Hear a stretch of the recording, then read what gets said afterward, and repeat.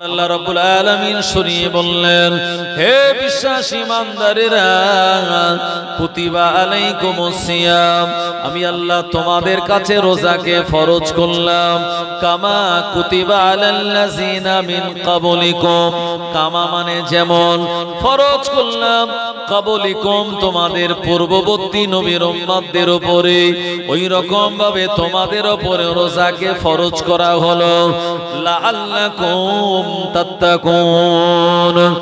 এ রমজানুল মুবারক মাসের রোজাগুলি যদি তোমরা আদায় করতে পারো, আমি আল্লাহ জানিয়ে দিলাম দুনিয়ার জমিনে তোমরা মুত্তাকি হতে পারবে।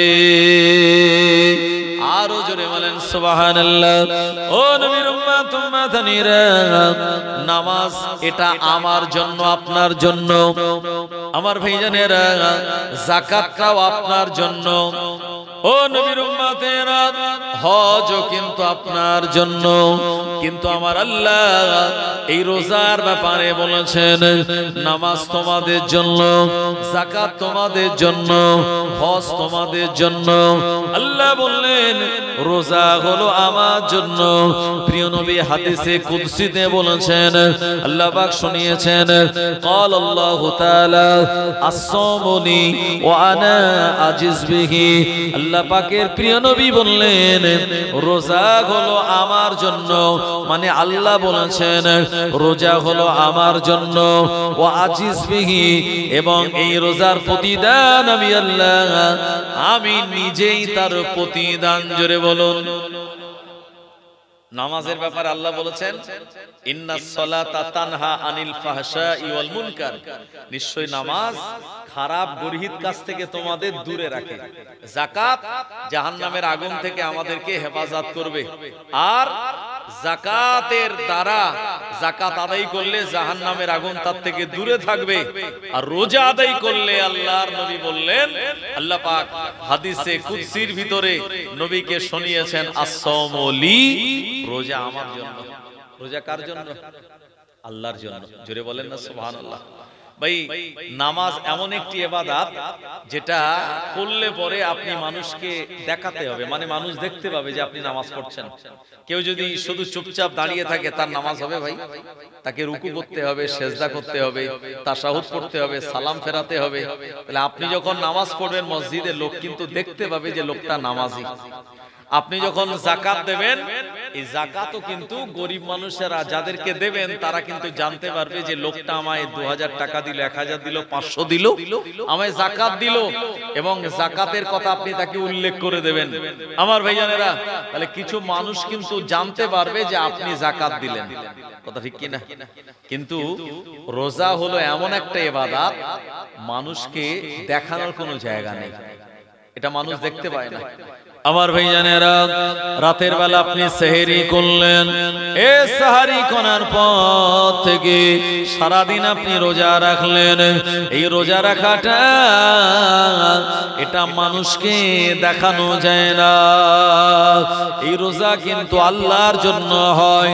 দুনিয়া জমিনে আল্লাহ পাকের এমন কিছু বান্দা রয়েছে, নামাজ তারা বাড়িতে পড়ে না, কিন্তু আত্মীয় স্বজনের বাড়ি গিয়ে তারা লোক দেখানোর জন্য নামাজ পড়ে। অনেক সময় মানুষেরা যাকাত দেয়, যাকাত দেওয়ার নিয়ম হলো টাকাটা দেওয়া। অনেকে যাকাতটাকে দেখানোর জন্য যাকাতের টাকায় লুঙ্গি কেনে, শাড়ি কেনে, গরিবদেরকে বলে অমুক দিন আমি যাকাত দেব, আমার বাড়ি তোমরা চলে যেও। মানুষেরা তার বাড়ির সামনে লাইন দিয়ে দাঁড়িয়ে যায়, লুঙ্গি আর এই শাড়িগুলি সে বিতরণ করে। ও মুসলমান ভাইরা আমার, কিন্তু রোজা হলো আল্লাহর এমন একটি ইবাদত, যে ইবাদত মানুষকে দেখিয়ে দেখিয়ে করা যায় না। ও আমার ভাইজানেরা, রোজা তো কেবল আল্লাহর জন্য। এইজন্য যারা রোজাদার, আল্লাহর নবী বললেন রোজা রাখার কারণে, ক্ষুধার কারণে তাদের পেটের ভিতর থেকে একটা দুর্গন্ধ মুখ দিয়ে বার হয়, যে দুর্গন্ধটা ক্ষুধার জন্যই হয়। হয়, আর এটি আমার আল্লাহ রাব্বুল আলামিনের কাছে মিশকে আম্বারের থেকে আরো বেশি সুগন্ধি। আরো জোরে বলেন সুবহানাল্লাহ। ও জওয়ানেরা, যুবকেরা, এ রমজানুল মুবারক মাসের রোজাকে আমার আল্লাহর হাবিব তিন ভাগে ভাগ করেছেন। নবীজি বলেছেন আউয়ালুহা রাহমাতুন, 1 থেকে 10টা রোজা হলো রহমতের রোজা। এই রোজাগুলি যারা আদায় করবে আমার আল্লাহর পক্ষ থেকে তারা রহমত প্রাপ্ত হয়ে যাবে। ওয়া আওসাতুহা মাগফিরাতুন, 11 থেকে 20টা রোজা হলো আমাদের জীবনের গুনাহ সমূহ ক্ষমা হওয়ার রোজা, মাগফিরাতের রোজা। 11 থেকে 20টা রোজা রাখার কারণে আমার আল্লাহ আমাদের জীবনের গুনাহগুলি পুড়িয়ে সারখার করে দেন। ও আমার ভাইজানেরা, আল্লাহ নবী বললেন ওয়া আখিরুহা ইতকু মিনান নিরান, আর 21 থেকে 30টা রোজা হলো জাহান্নামের ভয়াবহ আযাব থেকে নাজাতের রোজা। ও নবীর উম্মত উম্মাতানিরা, আল্লাহ নবী শুনিয়ে দিলেন রোজাদারের জন্য দুটি আনন্দ। as-সাওমু লি ফারহাতাইন, একজন রোজাদারের জন্য দুটি আনন্দ। 1 নম্বর আনন্দ হলো ইফতারের সময় আনন্দ, আর 2য় নম্বর আনন্দ হলো কিয়ামতের মহাময়দানে আমার আল্লাহর সঙ্গে দিদার। জোরে বলেন। যারা রোজা রাখে ইফতারের আগে তাদের আনন্দ হয় কি হয় না? বাচ্চারা তো আরো বেশি আনন্দ করে যে আজকে ইফতার করব, রোজা রেখেছি আজকে সারাদিন। এই প্রচন্ড গরমের রোজা, যদিও আগামী 10 বছর আমাদের জন্য আরাম হবে, আমাদের রোজাগুলো সব ঠান্ডা রোজা, কি খুব আরামের রোজা আগামী 10 বছর। এটা বয়স্ক মানুষদের জন্য বিরাট একটা নেয়ামত যে আগামী 10 বছর আমাদের কম বেশি পিপাসা একটু কমই লাগবে। কথা ঠিক কিনা আমার ভাইজানেরা? এখন ফাল্গুন মাসে রোজা, এরপরে সামনে বছরে আবার ফাল্গুন মাস, তারপরে মাঘ মাসে চলে যাবে 2 বছর মাঘ মাস, তারপরে আবার চলে গেল পৌষ মাসে। এই করতে করতে এমন একটা 10টা বছর কম বেশি আমাদের কাছে একেবারে শান্তির রোজা আল্লাহ এনে দিয়েছেন। একটু সুবহানাল্লাহ বলেন আমার ভাইজানেরা। তো যারা প্রকৃত রোজাদার, ইফতারের পূর্ব মুহূর্তে তাদের ভিতরে একটা আনন্দের জোয়ার বয়। আর যারা সারাদিন রোজা না করে ইফতার করে তাদের ব্যাপার আলাদা, কারণ তারা ওই আনন্দটা পায় না। অনেকে আছে না এই রোজার মাসে ইফতারের মজলিস হয়, হ্যাঁ, দেখা গেল নেতা কাতা যারা আছে পার্টির লোকে সব দাওয়াত দিল, বা অনেক জায়গায় দেখা গেল পার্টির তরফ থেকে ইফতারের মজলিস, আর সে জায়গায় নেতা কাতা অনেকেই আসলো, হ্যাঁ, অনেক বেধর্মী গায়ের কমও আসে, তারা টুপি টুপি মাথায় দিয়ে মুসলমানদের মতো ইফতার করার জন্য বসে গেল, তারা বিন্দু মাত্র আনন্দ পায় না। কিন্তু প্রকৃত যারা রোজাদার তারা কিন্তু এই আনন্দটা পায়। আর প্রকৃত রোজাদার যে, সে কিন্তু হালাল জিনিস ইফতার করবে। কথা ঠিক কিনা? অনেক জায়গায় হয় না রোজার মাসে অমুক দল, অমুক পার্টি, অমুক সংগঠন এই সেই তারা ইফতার দিচ্ছে। আমার ভাইজানেরা, কিন্তু আপনি রোজা রেখেছেন আল্লাহর জন্য, ইফতারটাও যদি আপনার ভিতরে হালাল যায় তো এটার একটা স্বাদ মজা অনেক বেশি আলাদা। আমার ভাইজানেরা, ও জওয়ানেরা, যুবকেরা, আল্লাহর নবী বললেন as-সাওমু লি ফারহাতাইন, রোজাদারের জন্য দুটি আনন্দ। 1 নম্বর আনন্দ হলো ইফতারের সময় আনন্দ, আর 2য় নম্বর আনন্দ হলো কিয়ামতের মহাময়দানে আমার আল্লাহ রোজাদার বান্দা বান্দীদের জন্য আরশে পাকে ঠান্ডা ছায়ার ব্যবস্থা সেদিন করে দেবেন। এই জায়গাতে শুধুমাত্র যারা রোজাদার তারাই জায়গাটা পেয়ে যাবে। রোজাদার যারা, কিয়ামতের মহাময়দানে কঠিন সূর্যের তাপ আমার আল্লাহ তাদের মাথায় লাগাবেন না। কিয়ামতের মহাময়দানটা ঈমানদার মুমিন মুসলমানের জন্য কিয়ামতের একটা দিন হবে 1 ওয়াক্ত নামাজের মতো। আর যারা বেঈমান বেদিন কাফের তাদের জন্য কিয়ামতের ময়দান হবে 50,000 বছরের মতো লম্বা। মুমিন মুসলমানের জন্য কিয়ামতের দিনটা হবে, আল্লাহ ছোট করে দেবেন 1 ওয়াক্ত নামাজের মতো। আসর থেকে মাগরিব কত সময় ভাই জানেন? 2 ঘন্টা। মাগরিব থেকে এশা 2 ঘন্টা, আসর থেকে মাগরিব 2 ঘন্টা না, ঘন্টার। এই একজন মুমিনের জন্য কিয়ামতের দিনটা হবে এত অল্প সময়, আর বেঈমান বেদিনদের জন্য 50,000 বছরের মতো লম্বা। ভাবতে পারেন? তবে যারা ঈমানদার রোজাদার তারা যতই অল্প সময় কিয়ামতের দিন উঠুক, আল্লাহ তাদের মাথাতে ওই আরশের ঠান্ডা ছায়া দিয়ে দেবেন। এই আরশ মানে যেটি আল্লাহর আরশ। আল্লাহ পাক শুনিয়েছেন, ইন্না রাব্বাকুমুল্লাহুল্লাযী খালাকাস সামাওয়াতি ওয়াল আরদা ফি সিত্তাতি আইয়াম সুম্মা ইসতাওয়া আলাল আরশ। আল্লাহ বলেছেন, আমি আল্লাহ নিশ্চয়ই আসমান জমিনকে আমি 6 দিনে বানিয়েছি। সুম্মা ইসতাওয়া আলাল আরশ, তারপরে আমি আমার আরশের উপরে সমাসীন হয়েছি। ও আমার ভাইজানেরা, অনেকে বলে আমার আল্লাহ সব জায়গায়, বলে কি বলে না? আল্লাহ কোথায়? সব জায়গায়। না না না, এটা ভ্রান্ত ধারণা, আকীদায় তা বলে না।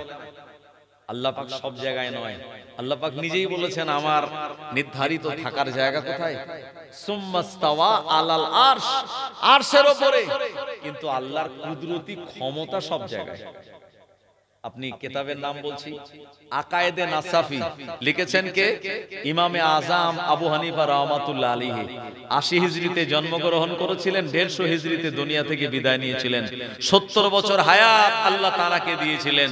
এই 70 বছর জিন্দেগিতে 30 বছর নফল রোজা রেখেছেন। বছরে কদিন রোজা রাখা হারাম? জোরে বলেন। 5 দিন। এই 5 দিন বাদ দিয়ে দুটো ঈদের দিন আর বকরা ঈদের পরে আরো 3 দিন, এই 3 দিন রোজা রাখা হারাম। আর দুটো ঈদ, তাহলে 3 আর 2 5 দিন।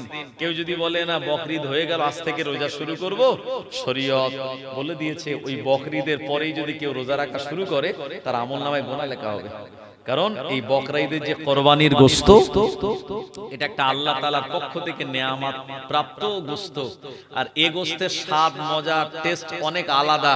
আপনি যত দামি কসাইয়ের কাছ থেকে গোশত আনেন না কেন, তার মজা স্বাদ যা, তার থেকে অনেক বেশি মজা স্বাদ কিন্তু কোরবানির এই গোশতটা। এটা আপনি নিয়ত করে যদি খান তো আল্লাহ আপনার জীবনের বড় বড় রোগটাও ভালো করে দিতে পারে। এজন্য এই কোরবানির গোশতটা যাকে তাকে দেওয়া যাবে না। আমার ভাইজানেরা, ও জওয়ানেরা, যুবকেরা, নবীর উম্মতেরা, এমন করে এই বছরে 5 দিন রোজা রাখা বাদ দিয়ে ইমামে আযম একটানা 30 বছরের নফল রোজা রেখেছিলেন। যিনি টানা 70 বছর জিন্দেগির 40টা বছর এশার ওযুতে ফজরের নামাজ পড়েছিলেন, মানে 40 বছর রাতের বেলা ঘুমায়নি। সুবহানাল্লাহ বলেন। সারা জীবনে 70 বছরে 50 বার পায়ে হেঁটে হজ করেছে। সুবহানাল্লাহ বলেন। কোথায় বাড়ি ছিল তানার? ইরাকের কুফা নগরীতে।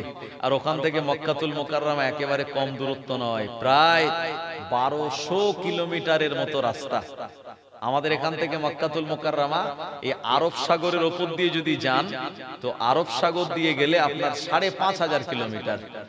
আর ওই যে শিহাব চত্তুর কেরলের যে যুবক পায়ে হেঁটে হজে গেল না, 2022 সালে বেরিয়েছিল আর 23 সালে গিয়ে হজ করলো। ওই কেরলের একজন যুবক, ওনার নাম হচ্ছে শিহাব চত্তুর, জওয়ান যুবক। আমাদের এই এলাকার অনেক প্রোগ্রামে এলাকার লোকজনেরা তাকে ইনভাইট করেছিল যে পায়ে হেঁটে হজ করেছে কত রাস্তা, কারণ সে তো আর আরব সাগরের উপর দিয়ে যায়নি, সে গিয়েছে কেরল থেকে রাজস্থান, খাজা গরিবে নওয়াজের মাজার জিয়ারত করে ওখান থেকে আপনার পাকিস্তান, ওখান থেকে আফগানিস্তান হয়ে আপনার ইরান হয়ে আপনার দুবাই হয়ে তারপর সৌদিতে প্রবেশ করেছে। এই রাস্তাটা হয়েছিল তার 8,583 কিলোমিটার। 8,583 কিলোমিটারের মতো রাস্তা। আমার ভাইজানেরা, তো ইনি পায়ে হেঁটে একবার হজ করেছেন, ভাইরাল হয়েছেন। আর ইমামে আজম পায়ে হেঁটে 50 বার তিনি হজ করেছেন। সুবহানাল্লাহ বলেন। তিনি 49তম বারে হজ করতে গিয়ে আল্লাহকে বলছে, আল্লাহ আমি 49তম বার আপনার কাবা বাইতুল্লাহ এসে তওয়াফ করেছি। আল্লাহ আমার মনের একটু ইচ্ছে, একটু কাবা বাইতুল্লাহর ভিতরে ঢুকে একটু নামাজ পড়ব। এই কাবা বাইতুল্লাহর ভিতরে তো যাকে তাকে সৌদি গভর্নমেন্ট ঢুকতে দেবে না। এই কাবা বাইতুল্লাহর ভিতরে ঢুকতে গেলে তার কিছু কোয়ালিটি লাগবে। এক দেশ থেকে আরেক দেশে যেতে গেলে যেমন পাসপোর্ট লাগে, ভিসা লাগে, তো কাবা বাইতুল্লাহ ঢুকতে গেলে ভিসা হলো ও জামানার সৌদি গভর্নমেন্ট করে দিয়েছিল তাকে বিরাট বড় আলেম হতে হবে, আর তা না হলে বিরাট বড় দানী হতে হবে। তো ইমামে আজম তিনি তো নিজেই বিরাট বড় আলেম, একজন ইমাম, কিন্তু তিনি বললেন আসলে নিজের কথাটা তো নিজে কেউ বলে না। উনি বলেন আমি তো বড় আলেম নয়, তো আমি দাতা হতে পারবো, দানী হতে পারবো। ইমামে আজমের কাপড়ের ব্যবসা ছিল, আর কাপড়ের ব্যবসার ভিতর আল্লাহ সবথেকে বেশি বরকত রেখে দিয়েছে। কারণ ওলিয়া নবী পয়গম্বর আমাদের প্রিয় নবী তিনিও এই কাপড়, খেজুর এসবের ব্যবসা চাচাজি আবু তালিবের সঙ্গে করেছেন। এজন্য কাপড়ের ব্যবসায় বরকত বেশি। ইমামে আজম কাপড়ের ব্যবসা করে যে লাভ তানার হয়েছিল, তিনি 49তম বারে ওই হজ থেকে ফিরে গোটা কুফা এলাকায় যত মধ্যবিত্ত গরিব ছিল এত টাকা দান করেছিলেন, তারা সব কম বেশি বড়লোক হয়ে গিয়েছিল, অভাব কারো ছিল না। এই তানার এই দানের কথাটা চারিদিকে ভাইরাল হয়ে গেল, সৌদি গভর্নমেন্ট পর্যন্ত পৌঁছে গেল। সৌদি গভর্নমেন্ট বলল যে এ বছরে ইমামে আজম নুমান বিন সাবিত কাবা বাইতুল্লাহর ভিতরে ঢুকতে পারবে। জোরে বলুন সুবহানাল্লাহ। উনি ঢুকেছিলেন সেই বছরে কাবা বাইতুল্লাহর ভিতরে, 2 রাকাত নামাজও আদায় করেছিলেন।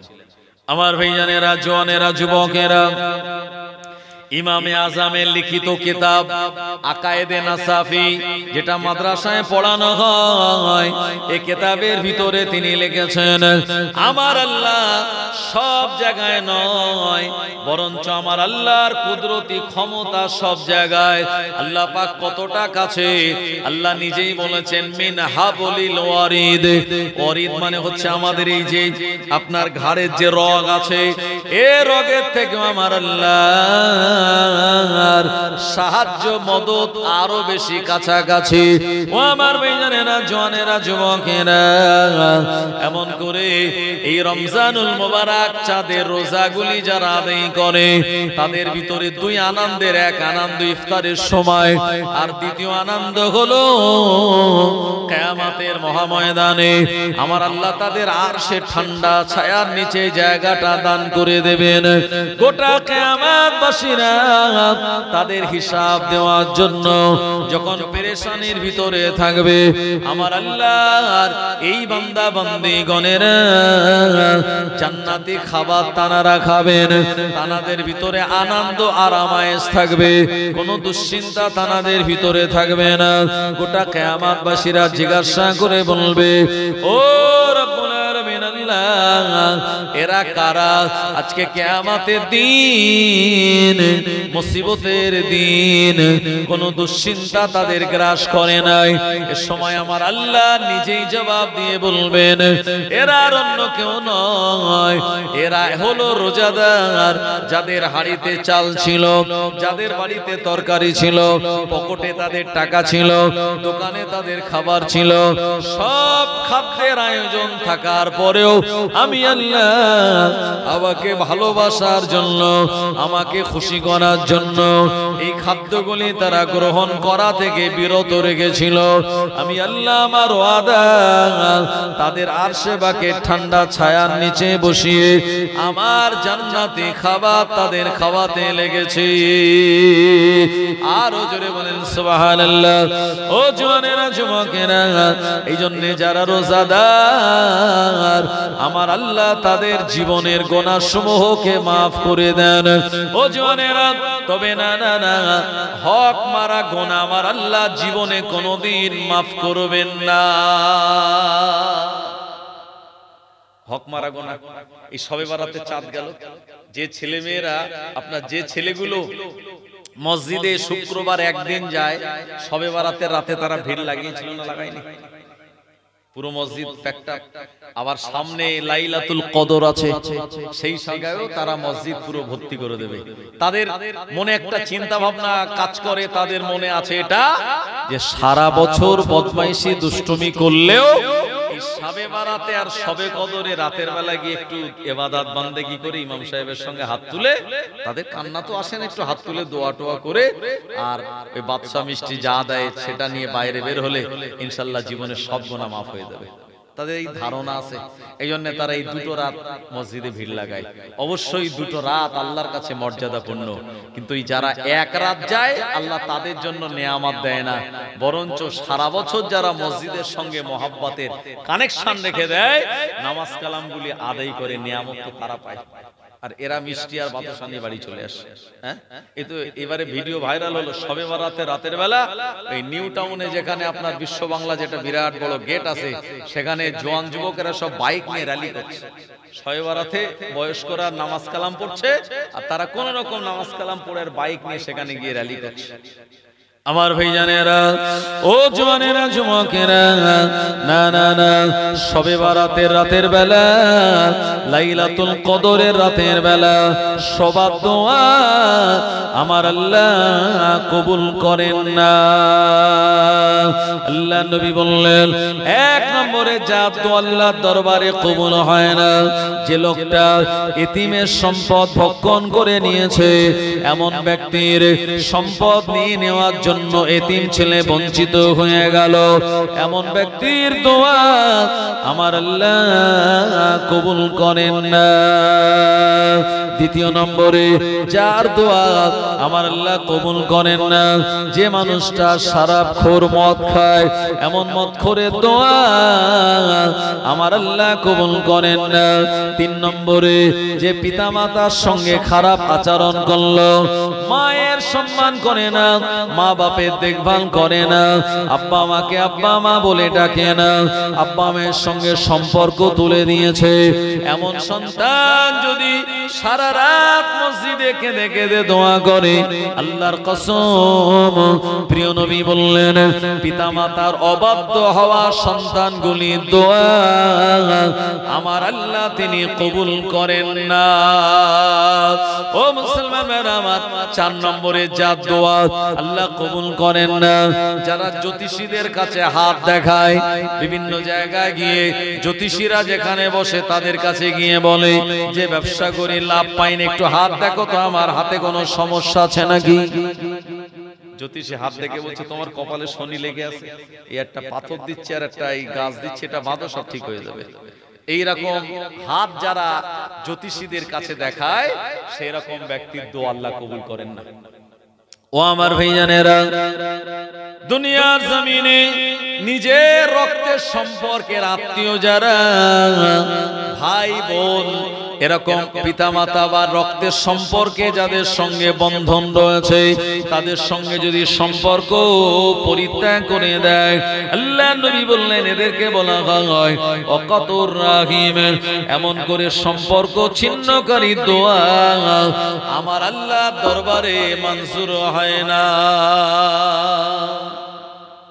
আর যে অন্যের সম্পত্তি নিয়ে নিয়েছে, এরকম ব্যক্তি তো আল্লাহ কবুল করেন না।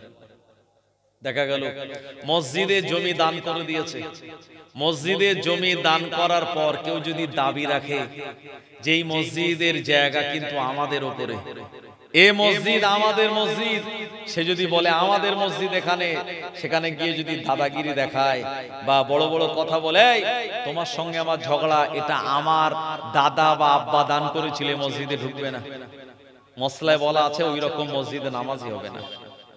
মসজিদে দান করতে হবে জায়গা আল্লাহর জন্য, আর এই দান করার পরে আর কোনো খোঁটা দেওয়া চলবে না। মুসলমান ভাইরা আমার, জওয়ানেরা, যুবকেরা, কারণ মানুষ যখন ইন্তেকাল করে তার উপরে চারটে হক পড়ে যায়। কটা হক? চারটে। আপনাদের অসুবিধা হচ্ছে ভাই? আমি কিছু শরীয়তের মসলার কথা বলছি। এই ফারায়েজ নামক একটা কিতাব আছে, এই কিতাবটা লিখেছে কে? মালদা জেলার সাদুল্লাপুর বলে একটা জায়গা আছে, ওখানে জানার মাজার। উনি হলেন পিরানে পীর সিরাজউদ্দিন আখি রহমাতুল্লাহ আলাইহি। ইনি ফারায়েজ নামক কিতাব লিখেছেন, যে কিতাবটাকে সিরাজি বলা হয়। উনি বলেছেন মানুষ ইন্তেকাল করলে তার সঙ্গে চারটে হক জড়িয়ে যায়। এক নম্বর হক হলো, যে মানুষটা ইন্তেকাল করলো এই মানুষটার উপরে হক হলো তার সম্পত্তি থেকে তার দাফন কাফনের ব্যবস্থা করা। কৃপণতা করা যাবে না, আবার বাড়াবাড়ি করা যাবে না, মধ্যবর্তী পন্থা অবলম্বন করে তার দাফন কাফনের আয়োজন করা।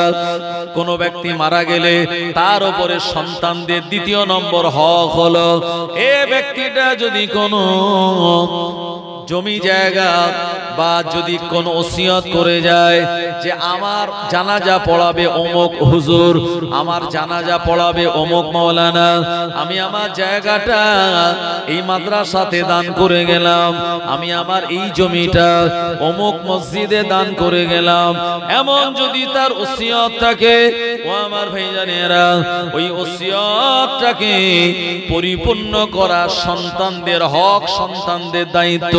তৃতীয় নম্বর হক হলো দুনিয়া জমিন থেকে যে ব্যক্তি ইন্তেকাল করেছে তিনি যদি কোনো দেনা করে যায়, প্রিয় নবী সাল্লাল্লাহু আলাইহি ওয়াসাল্লাম থেকে আর মাসলা নিয়ে ইমামরা বর্ণনা করে বললেন তার 1/3 সম্পদ থেকে তার দেনাটাকে পরিশোধ করে দেওয়া।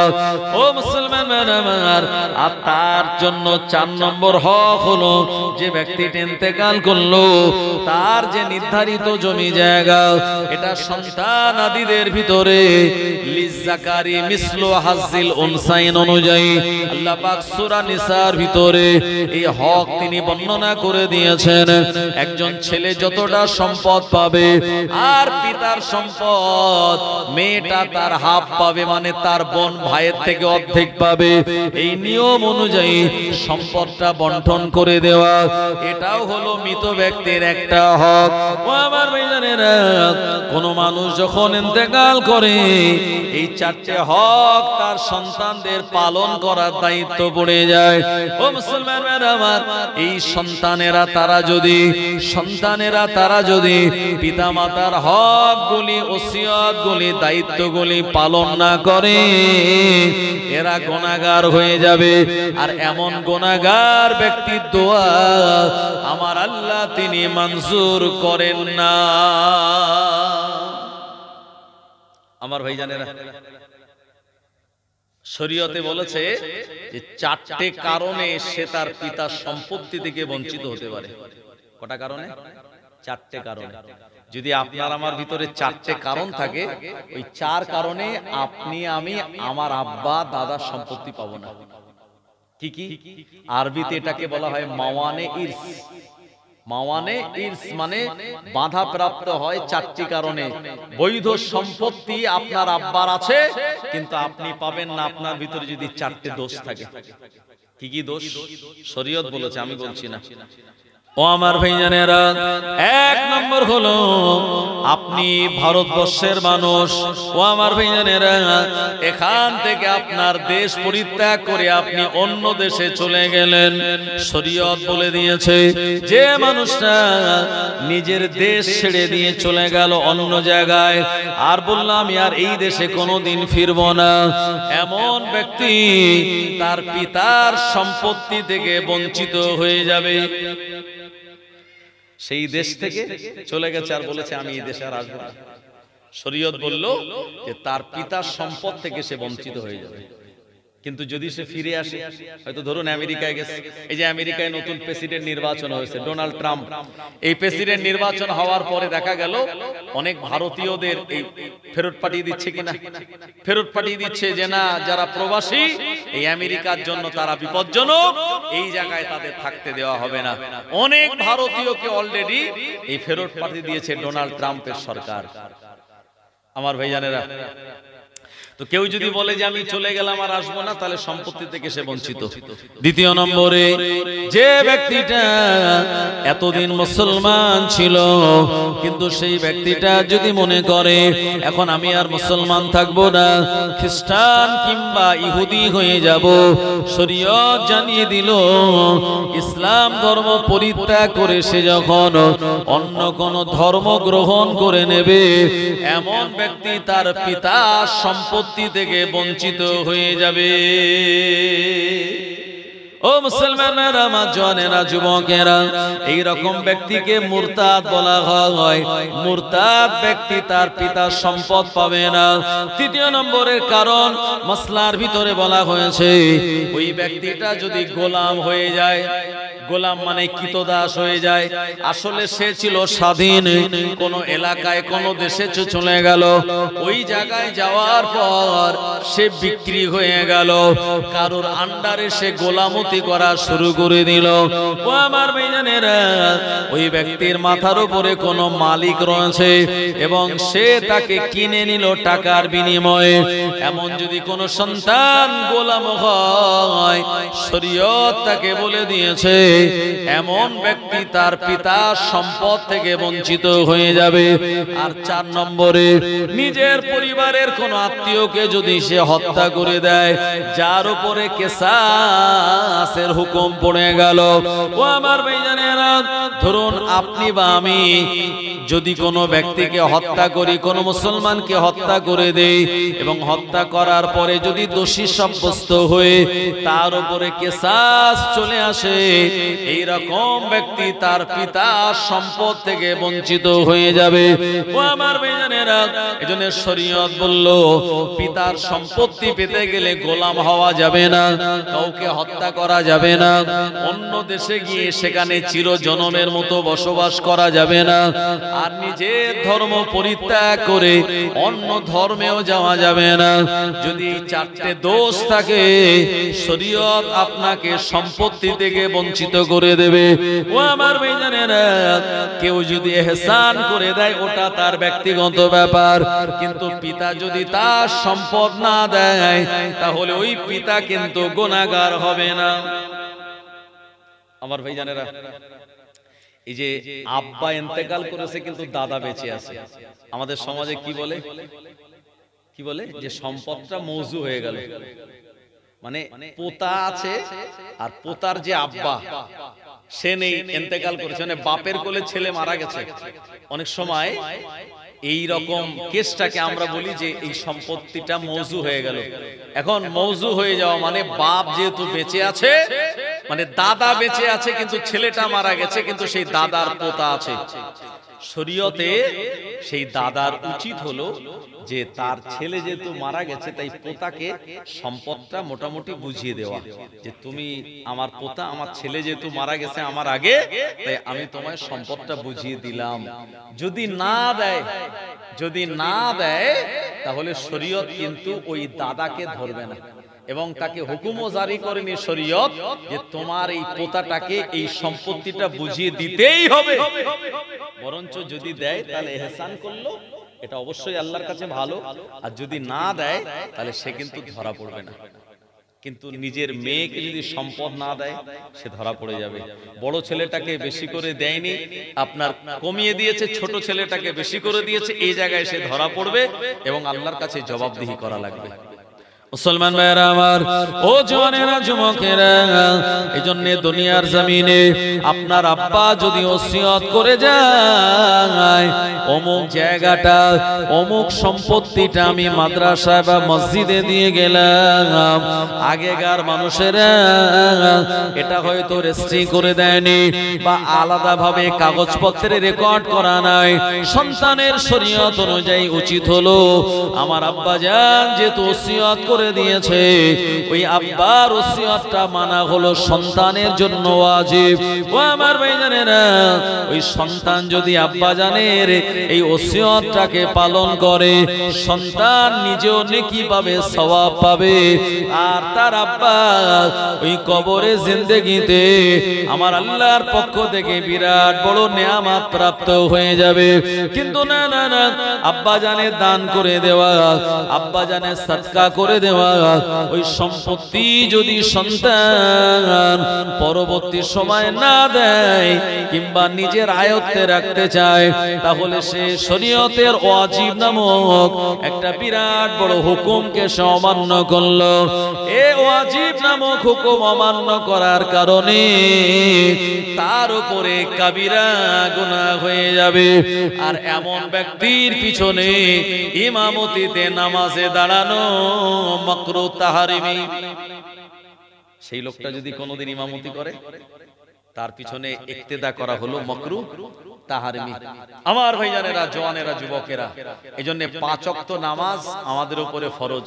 কিন্তু বলুন তো, যদি কোনো ব্যক্তি অসুস্থ হয়ে থাকে ইন্তেকালের আগে 1 মাস অসুস্থ ছিল, 1.5 মাস 2 মাস অসুস্থ ছিল, তারপর ইন্তেকাল করেছে।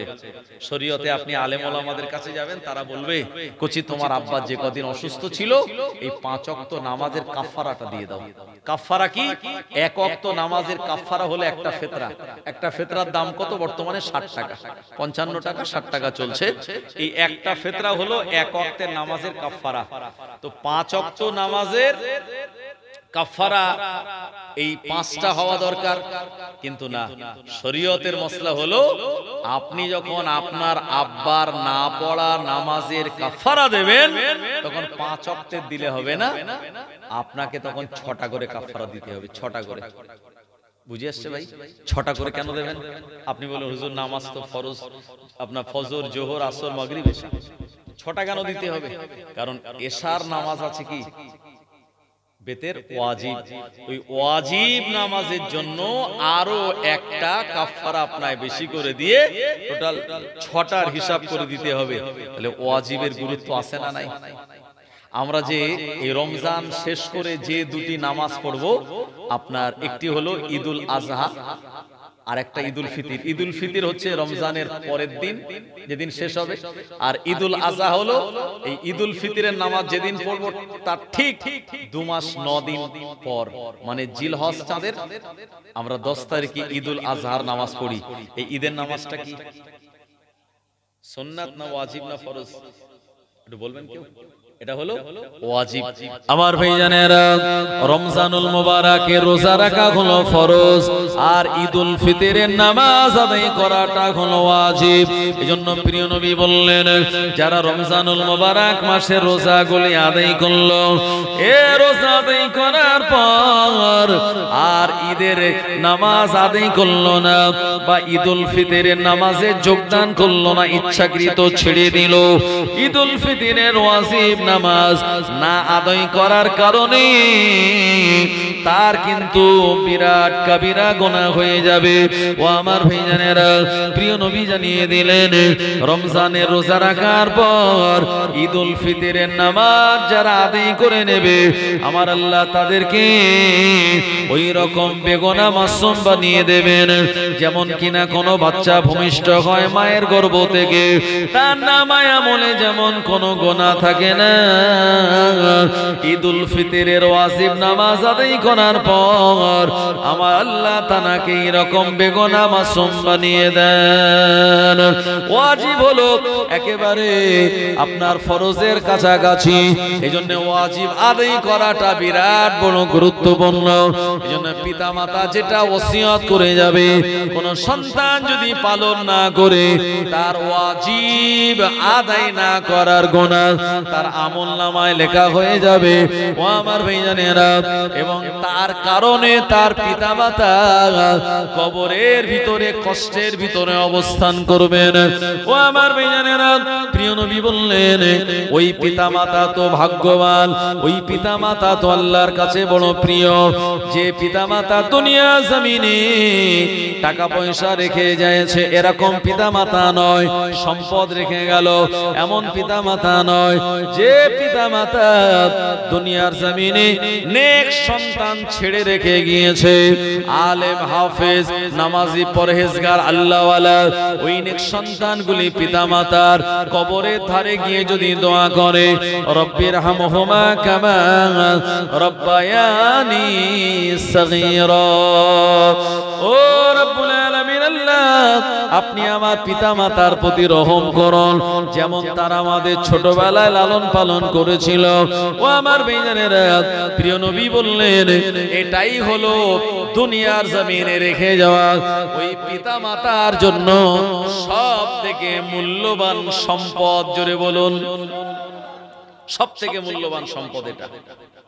সন্তান রেখে গেছে আলেম হাফেজ মাওলানা, এটা সব থেকে দামি পিতামাতার জন্য।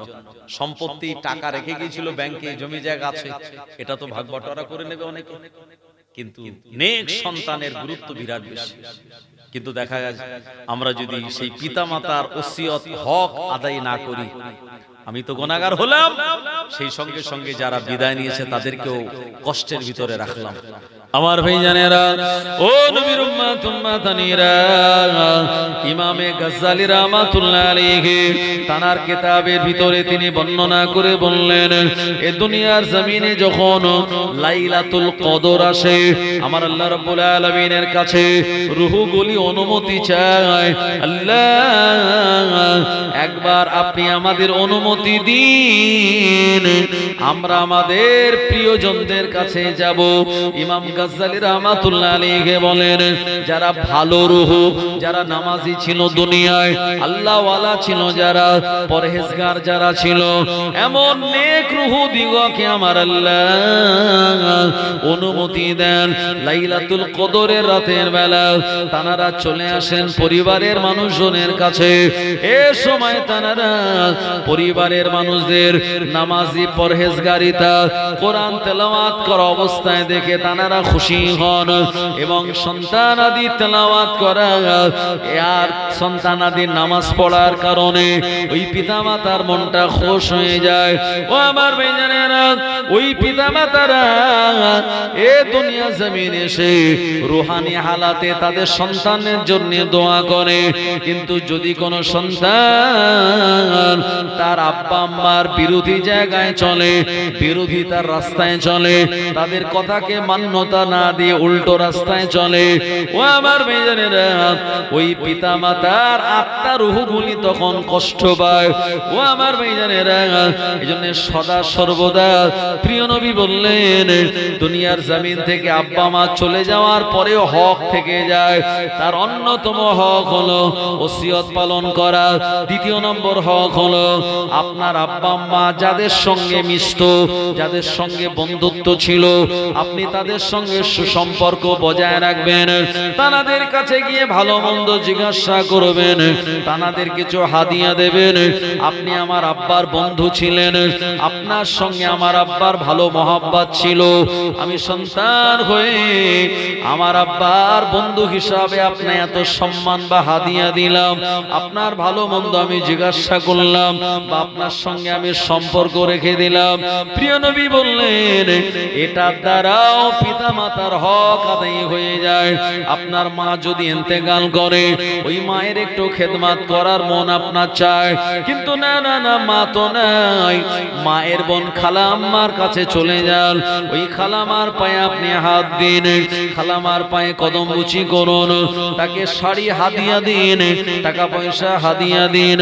প্রিয় নবী বললেন, আল্লাহর কসম, ওই রকম সন্তানের এ ভালো কাজ করার দরুনে তার আম্মা জানের রূহটা ইতমিনান হয়ে যায়।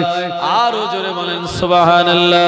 ও জওয়ানেরা, যুবকেরা, এই জন্য এই ইলমগুলি জানার জন্য আধ্যাত্মিক জগতের যারা আলেম তাদের কাছে যাওয়া দরকার।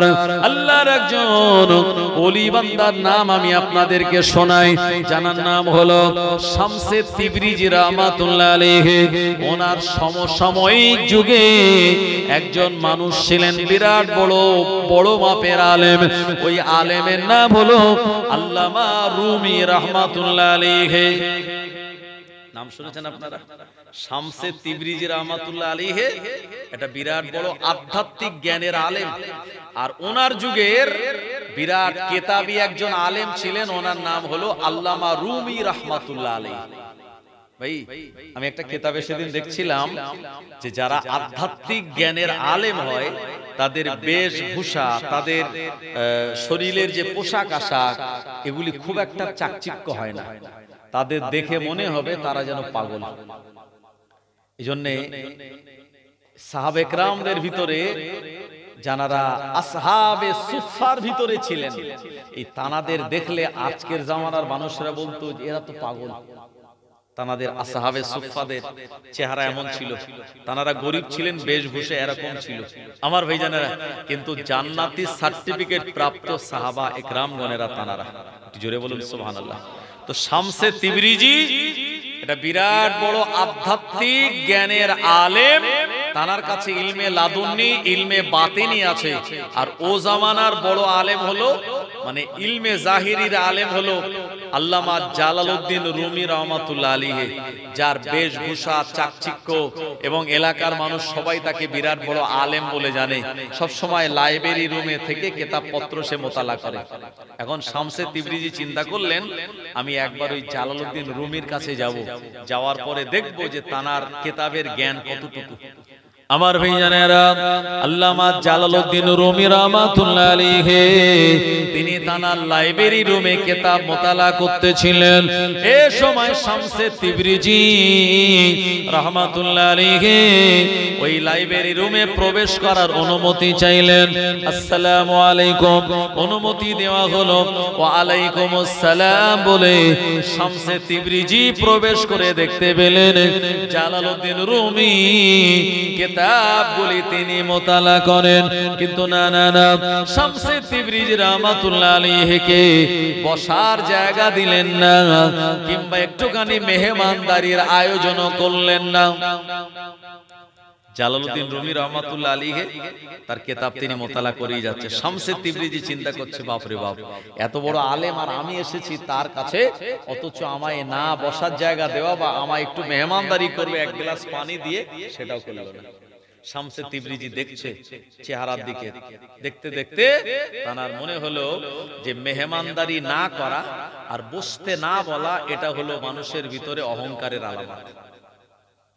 আপনার বাড়িতে কুটুম এসছে, আত্মীয় এসছে, আপনাকে এসে বলল আসসালামু আলাইকুম, আপনি বললেন ওয়ালাইকুম আসসালাম, এই পর্যন্ত বলি যদি শেষ হয়, যদি বসার জায়গা না দেন, মেহমানদারি না করেন, ওই কুটুমটা বলবে কিনা যে ভাই লোকটার না বিরাট গোমর, বিরাট অহংকার, আল্লাহ দুটো টাকা দিয়ে আমারে মানুষ বলে দাম দিল না, লোকটা ওখান থেকে মন খারাপ করে চলে যাবে কি যাবে না?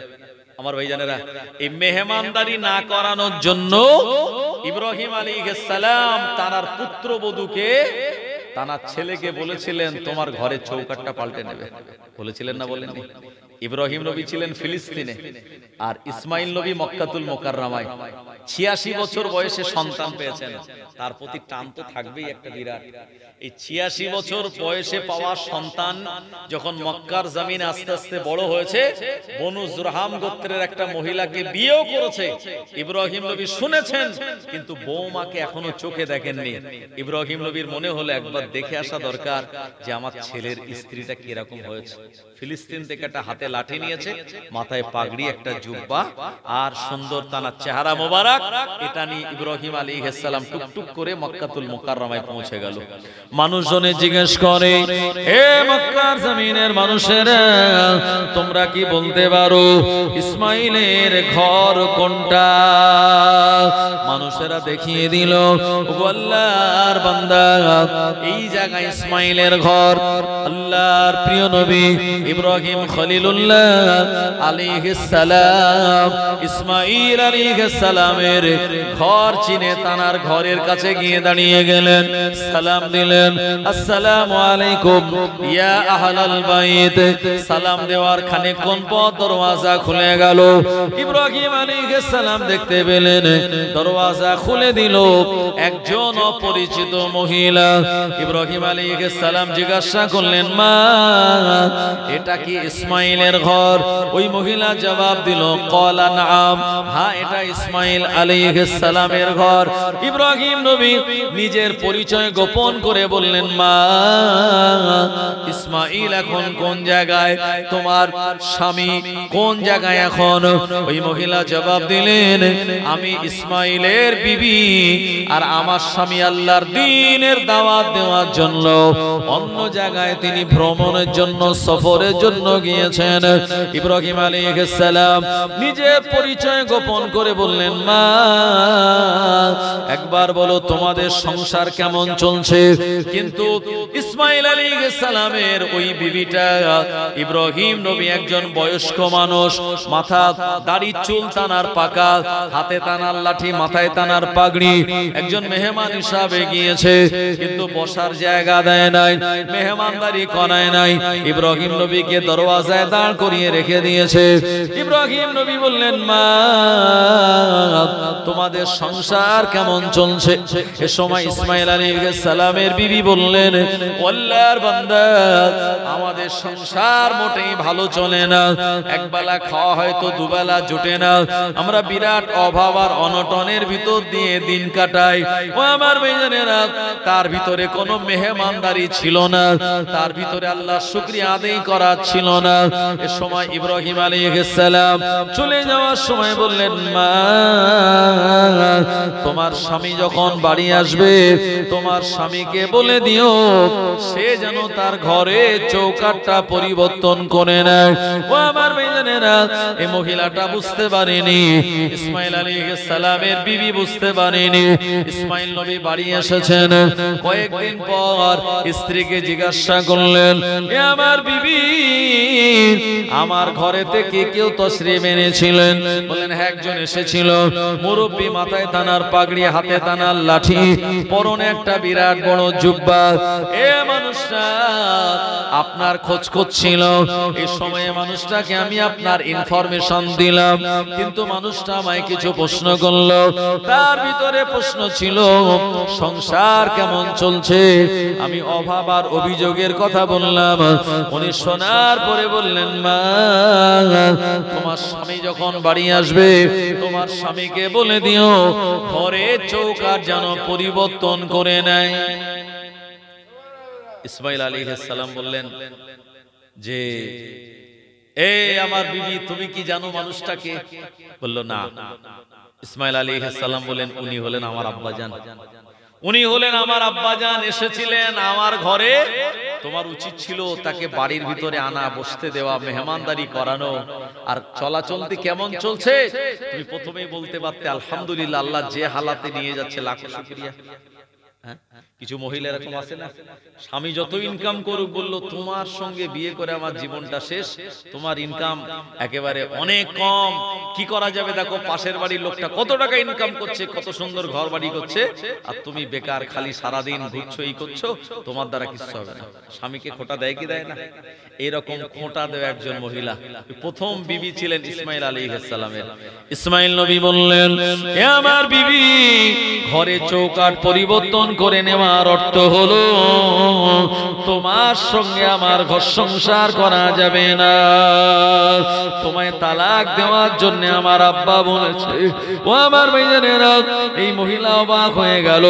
এই মহিলা বলছেন, আমায় তালাক দেওয়ার ইঙ্গিত যদি কথায় আছে এটা আমি জানতে পারতাম, অবশ্যই তো আমি আপনাকে বলতাম না।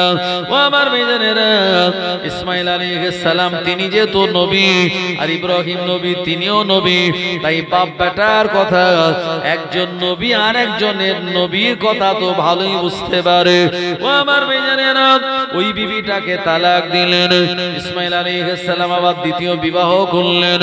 দিনদারিতা দেখে, পরহেজগারিতা দেখে একজন মহিলাকে ইব্রাহিম আলাইহিস সালাম আবার কয়েক মাস পর ইসমাইলের বিবি কেমন হয়েছে দেখার জন্য তিনি আসলেন। এবারেও নিজের পরিচয় গোপন করলেন। ইসমাইল নবীর বাড়ির কাছে পৌঁছে গেলেন আর দরওয়াজার কাছে সালাম দিলেন। জবাব আসলো, দরওয়াজা খুলে দিল। ইব্রাহিম আলাইহিস সালাম বললেন, মা ইসমাইল কোন জায়গায়? এ সময় ওই মহিলাটা জবাব দিলেন, আল্লাহর দ্বীন প্রচারের জন্য তিনি বাইরে গিয়েছেন, আপনি ঘরের ভিতরে আসুন, বসুন, মেহমানদারি করানোর আয়োজন করলো। ও আমার ভাইজানেরা, ইব্রাহিম নবী দ্বিতীয়বার এসে একটু খুশি হলেন, মনটা তানার আনন্দিত হয়ে গেল, কারণ ইসমাইলের দ্বিতীয় বিবি আমায় বসালো আর আমায় মেহমানদারি করালো। ইব্রাহিম নবী জিজ্ঞাসা করলেন, মা সংসার কেমন চলছে? ওই মহিলাটা ইসমাইল নবীর দ্বিতীয় বিবি জবাব দিলেন, ওগো আল্লাহর বান্দা, আলহামদুলিল্লাহ, আল্লাহ পাক যে হালাতে রাখে লাখো শুকরিয়া। ইব্রাহিম আলাইহিস সালাম শুনে মনটা তানা সন্তুষ্ট হয়ে গেল। আর চলে যাওয়ার আগে বললেন, মা তোমার স্বামী বাড়ি আসলে বলবে তোমার স্বামী যেন ঘরে ঘরের চৌকাঠটাকে অপরিবর্তিত রাখে, ঠিক রাখে। ইসমাইল আলাইহিস সালামের ঘর থেকে বিদায় নিলেন। ইব্রাহিম নবী চলে যাওয়ার কয়েকদিন পর ইসমাইল আলাইহিস সালাম ঘরে আসলেন। বিবিকে জিজ্ঞাসা করলেন, বিবি সাহেব জবাব দিয়ে দিল, ইব্রাহিম নবীর আগমনের কথা জানালো। ইসমাইল আলাইহিস সালাম বললেন, বিবি তুমি কি জানো ওই মুরব্বী মানুষটাকে, ইনি আর অন্য কেউ নন, ইনি হলেন আমার আব্বাজান ইব্রাহিম খলিলুল্লাহ। কি বলে গেল? বললাম আপনার আব্বা বলেছে চলে যাওয়ার আগ মুহূর্তে আপনি যেন আপনার ঘরে চৌকাঠটা ঠিক রেখে দেন। ইসমাইল নবী বললেন, আমার বিবি, এর অর্থ হলো আমি যেন সারা জীবন তোমার সঙ্গে ঘর সংসার করে যাই। একবার প্রাণ খুলে বলুন সুবহানাল্লাহ। এই দুনিয়াতে যারা দিনদার বিবি পেয়েছে দুনিয়াটা তাদের সুখের হয়ে গেছে, আর যারা দুনিয়াদার বিবি পেয়েছে তাদের দেখবেন মাসে মাসে বলবে চলো একটু শপিং মলে যাই, চলো একটুখানি মার্কেটিং করতে যেতে হবে, চলো একটু দীঘা থেকে ঘুরে আসি, এই যে জানুয়ারি ডিসেম্বর আসলো চলো একটু সবাই পিকনিক করতে যাচ্ছে, একটু পিকনিক থেকে ঘুরে আসি। হ্যাঁ, বলবে কি বলবে না? আর যদি না নিয়ে যান তো অশান্তি শুরু হয়ে যাবে। যাবে কি যাবে না আমার ভাইজানেরা? এই জন্য মেয়ে দেখার সময় নবীজি বলেছেন তোমরা বংশ দেখবে, সৌন্দর্য দেখবে, টাকাও দেখবে, আর সঙ্গে দিনদারিটাও দেখো। যদি বংশ না মেলে, টাকা না মেলে, সৌন্দর্য না মেলে, তাহলে দিনদারিটা ছেড়ে দেবে না। ফাসফার বিজাতি দিন, এই দিনদারিটাকেই তোমরা প্রাধান্য দেবে। যারা দিনদার দেখে মহিলাদের বিয়ে করে এনেছে, আল্লাহর কসম তাদের ঘরে শান্তি আসবেই আসবে। এটি আল্লাহর দেওয়া নেয়ামত। জোরে বলেন। আজকে সুন্দরী বিবি নিয়ে অশান্তি, আজকে টাকাওয়ালা বিবি নিয়ে অশান্তি। আমার ভাইজানেরা, এই কয়েকদিন আগে আমি বাড়ি ফিরছি তো খবর পেলাম যে এটা হঠাৎ করে সুন্দর বাড়িটা হয়েছে। আসলে এই ছেলেটা যারে বিয়ে করেছে তার শ্বশুরের বিরাট সম্পত্তি আছে, তো সেই সম্পত্তির লোভে বিয়ে করে যার শ্বশুরও ঘর বাড়ি করে দিয়েছে সুন্দর করে। হুজুর আসছে, তাকবীর, নারে তাকবীর, নারে তাকবীর। औलादे मुजाद्दिदु ज़मान, औलादे मुजाद्दिदु ज़मान, जनाब पीरजादा बड़ो भाईजान हुजूर केबला, नारे तकबीर। मुजाद्दिदु ज़मानेर हक सिलसिला, मुजाद्दिदु ज़मानेर हक सिलसिला, नारे तकबीर। पीरजादा बड़ो भाईजान हुजूरेर आगमन, একটু বলেন শুভেচ্ছা স্বাগতম।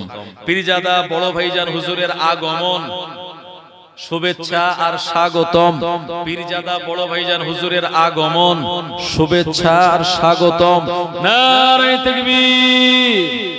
আমার ভাইজানেরা, মাশাআল্লাহ, আজকে আপনাদের এখানে ভাইজান হুজুর তিনি চলে এসেছেন, নির্ধারিত সময় চলে আসবেন।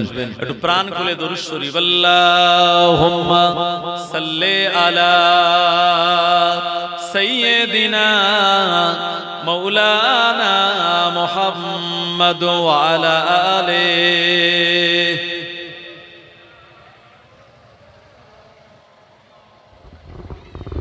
চাঁদ বলে আমি নয় তুমি নবী সুন্দর, ফুল বলে সুবাসিত নবীজির অন্তর। চাঁদ বলে আমি নয় তুমি নবী সুন্দর, ফুল বলে সুবাসিত নবীজির অন্তর। তারাদের দল বলে তুমি প্রিয় দরবে, মেঘ বলে জল হয়ে তুমি নবী সরবে।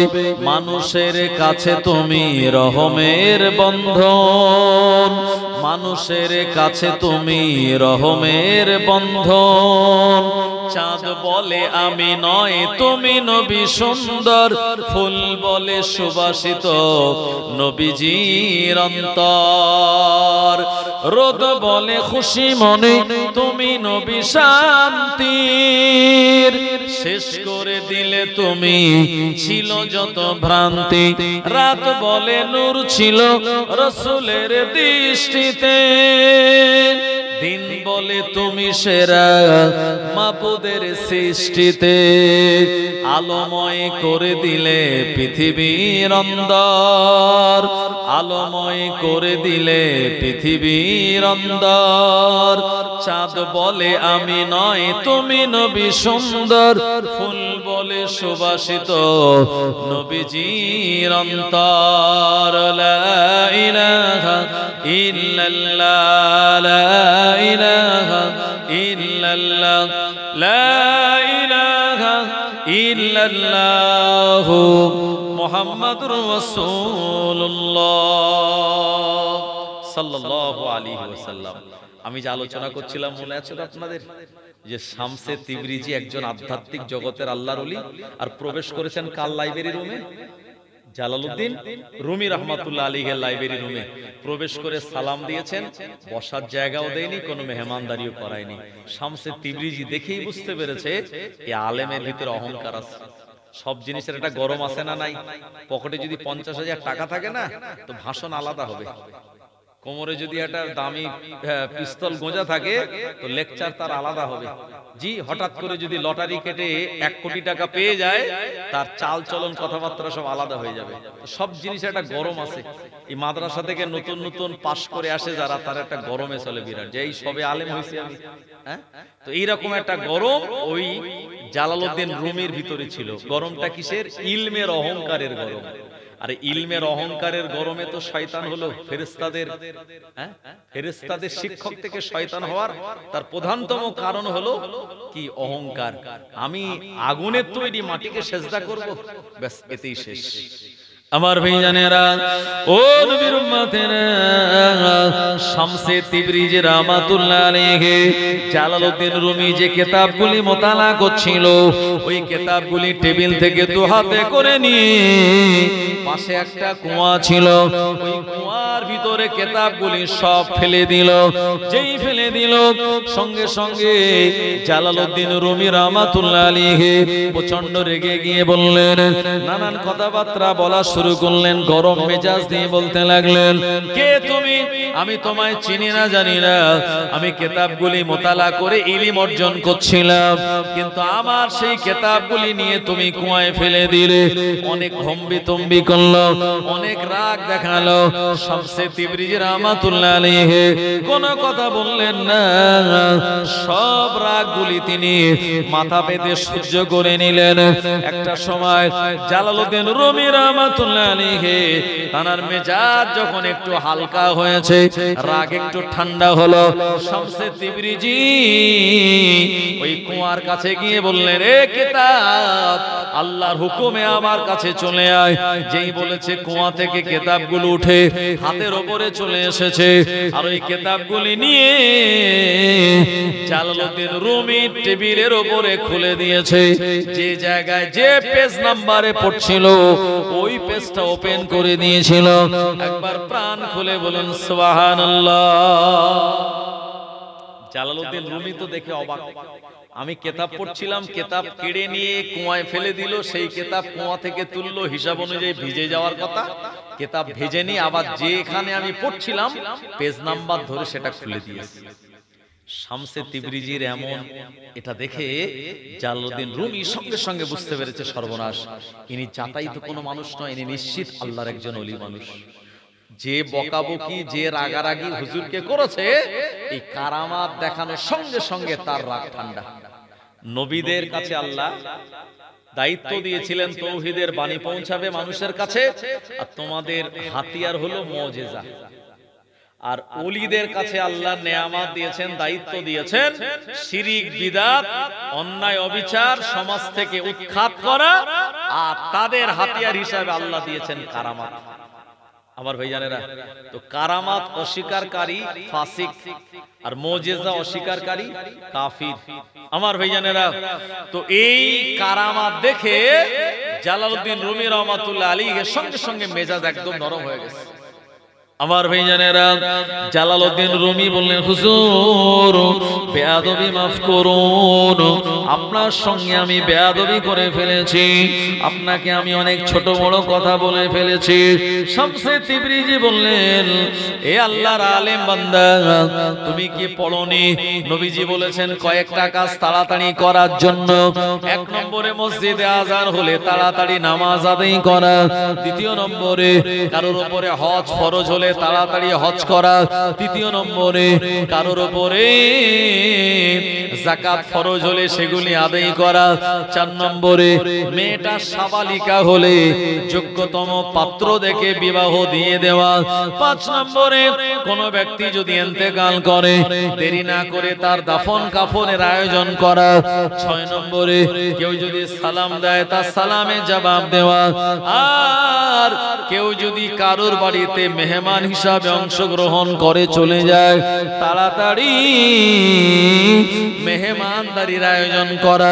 আমি আসলাম আপনার কাছে, অথচ কিতাব পড়ার ব্যাপারে এতটা বিশাল ব্যাপারে মনোযোগী, আমায় না বুঝতে দিয়ে আমায় মেহমানদারি না করানো, এটা তো সুন্নাতের অপমান করা হলো। জালালউদ্দিন রুমি রাহমাতুল্লাহ আলাইহি বুঝতে পারলেন আর বললেন, হুজুর আপনি আমার বেয়াদবি মাফ করুন, তবে আমার ইচ্ছা যে ইলমের বদৌলতে আমার কিতাব আপনি কুয়ায় ফেলে দিলেন, ওই কিতাবে কুয়ার পানি লাগলো না, আবার আপনি শুকনো কিতাব কুয়া থেকে তুলে দিলেন, ওই ইলম আমায় দেওয়া লাগবে। এ সময় শামসে তিবরিজি বললেন, এ জালালউদ্দিন রুমি এবারে তুমি আসল লাইনে এসছো, এবার ঠিক লাইন এসছো। এখন এই ইলমটা তোমার লাগবে বলে, হ্যাঁ হুজুর আমার এই ইলম লাগবে, আমি যে এত ফারায়েত জানি, এত মান্তিক জানি, এত হিকমত জানি, আমি ইলমে আরুজ জানি, আমি এমন করে হুজ্জাতুল্লাহিল বালিগা জানি, কিন্তু এই যে ইলম, এই ইলম তো আমার কাছে নাই। শামসে তিবরিজি বললেন, এই ইলম পেতে গেলে মাদ্রাসায় নয়, এই ইলম পেতে গেলে আমার পিছনে তোমায় তাবেদারি করা লাগবে। সুবহানাল্লাহ বলেন। যে তাবেদারি বসিরহাট আল্লামা দাদা হুজুরের সঙ্গে করেছিলেন, যে খেদমত দাদা হুজুর এই ইলম পাওয়ার জন্য কলকাতার মানিকতলার সুফি ফাতে আলী বাইসি রহমাতুল্লাহ আলাইহির কাছে বায়াত হয়েছিলেন, কথা ঠিক কি না? এই ইলম পাওয়ার জন্য বাকুল শরীফের আপনার সুফি আব্দুল মোমেন সাহেব রহমাতুল্লাহ আলাইহি দাদা হুজুরের তানার হাতে বায়াত হয়ে তানার তরিক অনুযায়ী সবক আমাল করেছিলেন। এ জালালউদ্দিন রুমি এই ইলম পেতে গেলে আমার তাবেদারি তোমায় করা লাগবে। বলে, হুজুর আমি তাই করব, লাইব্রেরি বন্ধ করো, আমার সঙ্গে চলো। তবে চলতে গেলে, আমার সঙ্গে যেতে গেলে দুটো শর্ত। দুটো শর্ত কি কি? 1 নম্বর শর্ত হলো যে আমালগুলি আমি তোমায় 5 ওয়াক্ত নামাজের পরেও অতিরিক্ত যে আমালগুলি করতে বলবো, এই আমালগুলি তোমায় শত কষ্ট হলেও করতে হবে, 1। আর দ্বিতীয় শর্ত হলো আমি যা বলবো এটা তোমায় মানতে হবে, সেটা শরীয়তের পক্ষে হোক বা বিপক্ষে, দুটোই মানতে হবে। এই যদি শর্ত তুমি করতে পারো তাহলে আমার সঙ্গে চলো, আমি তোমায় ওই ইলম দিয়ে দেব। আর যদি না পারো তাহলে আমি তোমায় নিয়ে যাব না। জালালউদ্দিন রুমি বললেন, হুজুর এই ইলম আমার দরকার, এই ইলমের বদৌলতে আমার আল্লাহ রাব্বুল আলামিনকে চেনা সম্ভব হবে। এই ইলম হলো ইলমে মারিফাতের জ্ঞান, এটা ইলমে বাতিনের জ্ঞান, ইলমে লাদুন্নির জ্ঞান আমার আল্লাহ মানুষের অন্তঃকরণে দান করে দেন। হুজুর আপনার এই দুটি শর্ত আমি মেনে নিলাম, আপনি আমাকে নিয়ে চলুন আর ওই ইলম আপনি আমায় প্রদান করুন। শামসে তিবরিজি রাহমাতুল্লাহ আলাইহি তানাকে বললেন, 5 ওয়াক্ত নামাজ তো ফরজ, এর সঙ্গে রাতের বেলা তাহাজ্জুদ পড়া লাগবে, মাগরিবের পরে আওয়াবিন পড়া লাগবে, চাস্তের নামাজ, ইশরাকের নামাজ পড়া লাগবে, সলাতুল হাজাত পড়া লাগবে, সলাতুত তওবা পড়া লাগবে, আর সালাতুত তাসবিহ নফল নামাজ তোমায় পড়া লাগবে। এই নামাজগুলির ইবাদত বান্দেগি করার জন্য সুন্দর করে তিনি তালিম দিয়ে দিলেন। ওই নামাজগুলি পড়তে পড়তে পড়তে পড়তে আবার আল্লাহ রাব্বুল আলামিনের নৈকট্য হাসিল করার জায়গাতে যখন পৌঁছেছেন, এ সময় শামসে তিবরিজি দেখেন তার ভিতর থেকে অহংকারও তখনও বার হয়নি। সব জায়গায় সুবহানাল্লাহ বলি মুশকিল আছে। আচ্ছা যাই হোক আমার ভাইজানেরা, হুজুর দেখলেন, শামসে তিবরিজি দেখলেন যে তার ভিতরে যে অহংকার ছিল এটা এখনো বার হয়নি, বরঞ্চ অহংকার খানিকটা বেড়েছে। কারণ আমি তো 5 ওয়াক্ত পড়তাম, এখন তাহাজ্জুদ পড়ি, আওয়াবিন, চাস, ইশরাক, সালাতুত তাসবিহ, সালাতুল ইস্তেখারা, সালাতুত তওবা, আপনার এই সালাতুল খৌফ, এই সমস্ত নামাজগুলি পড়ার পরে তার অহংকার ভিতরে ভিতরে একটু বেড়ে গেছে আরো। শামসে তিবরিজি তিনি জানেন এই অহংকার যতক্ষণ বার না করা যাবে ততক্ষণ তো এই ইলমটা দেওয়া যাবে না। আমার ভাইজানেরা, ও নবীর উম্মতেরা, একদিন শামসে তিবরিজি বললেন, ও বাবা জালালউদ্দিন রুমি, যেদিন তুমি তোমার লাইব্রেরি ছেড়ে আমার সঙ্গে আসবে বলে ওয়াদা করেছিলে, আমি তোমায় দুটি ওসিয়ত করেছিলাম, ওয়াদা করিয়েছিলাম, আমায় হুকুম তোমায় মানা লাগবে, আর আমি যা বলবো সেগুলি তোমায় শুনতে হবে, সেটা শরীয়তের পক্ষে হোক বা বিপক্ষে হোক। এই কথাটা আজকে তোমায় মানা লাগবে। এ সময় শামসে তিবরিজি বললেন, এ বাবা জালালউদ্দিন রুমি, তুমি চলে যাও, মদের দোকান থেকে 1 বোতল মদ কিনে আনো। জালালউদ্দিন রুমি তো অবাক হচ্ছে, হুজুর আপনি বলছেন কি? একটু তাকবীর দেন, নারে তাকবীর, নারে তাকবীর। জনাব, না বসেন বসেন, এটা হুজুরের সঙ্গী, আমার দোস্ত বন্ধু জনাব হযরত মাওলানা ফরোজ আমিন সাহেব, জোরে বলেন না জিন্দাবাদ, নারে তাকবীর। বসেন বসেন আমার ভাইজানেরা।